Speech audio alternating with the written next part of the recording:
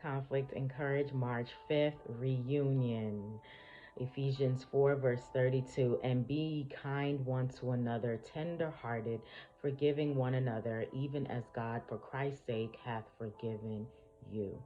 While Jacob was wrestling with the angel, another heavenly messenger was sent to Esau in a dream.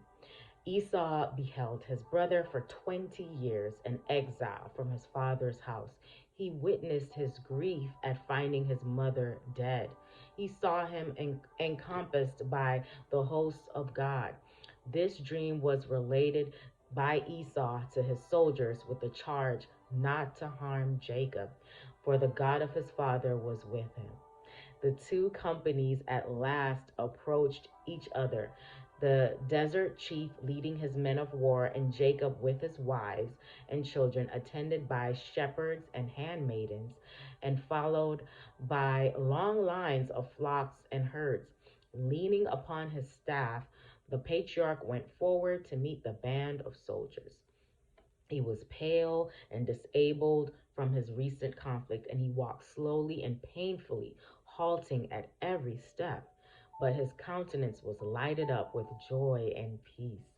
At sight of that crippled sufferer, Esau ran to meet him and embraced him and fell on his neck and kissed him. And they wept. As they looked upon the scene, even the hearts of Esau's rude soldiers were touched. Grabbed the tissue. Notwithstanding, he had told them of his dream. They could not account for the change that had come over their captain.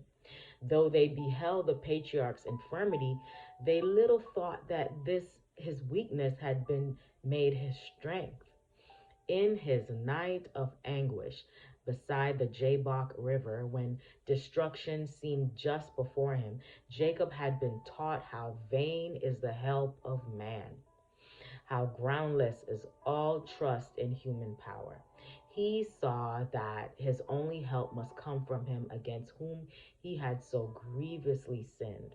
Helpless and unworthy, he pleaded God's promise of mercy to the repentant sinner. That promise was his assurance that God would pardon and accept him.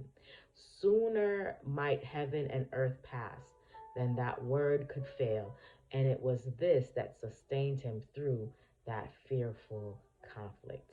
I hope you have a great day today. Live courageously.